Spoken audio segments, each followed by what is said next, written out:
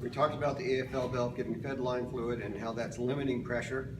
I forget the exact pressure that limits it to, but it doesn't really matter. It is in your book. It's something like 112, 115 pounds per square inch. But follow the AFL fluid. It goes to a couple of places. One is it goes over to our 2-3 shift valve. What's it doing there? This is the 2-3 shift valve here. Is it doing anything?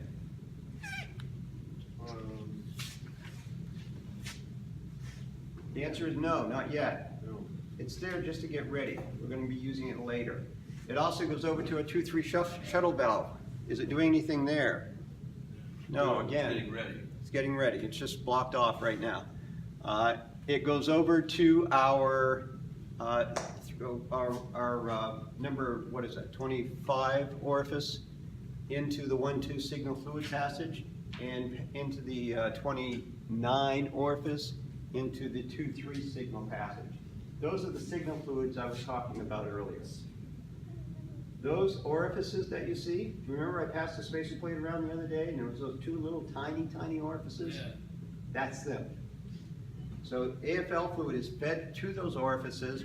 The orifices are so small because when we de-energize the shift solenoids, what are the shift solenoids doing to that signal fluid pressure? They're holding, so it needs to bleed off. They're holding now when they're energized, but when we de-energize them, they're going to bleed them off, right? So if there was not a really small orifice here, what would happen to AFL fluid pressure? It would go up. It would drop. It would drop. If it wasn't able to There, bleed up. keep the pressure? If we de-energize these shift solenoids, it allows our signal fluid pressure to exhaust. If we didn't have a tiny orifice there, then our AFL fluid pressure would also drop, and we're using AFL to do some other stuff. So we don't want that. Pressure still to stay. We need that pressure still. And that's one of the ways we use an orifice, is to isolate circuits. So as small as those are, when we start up the vehicle and AFL fluid passage gets filled up, it starts bleeding through these solenoids and it's going to fill up these passages until the pressure equalizes, right? Yes.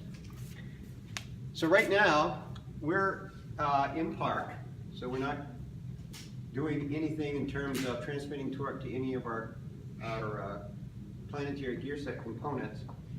The engine's running because the pump is running. If the pump is running, then the input shaft and housing assembly is rotating.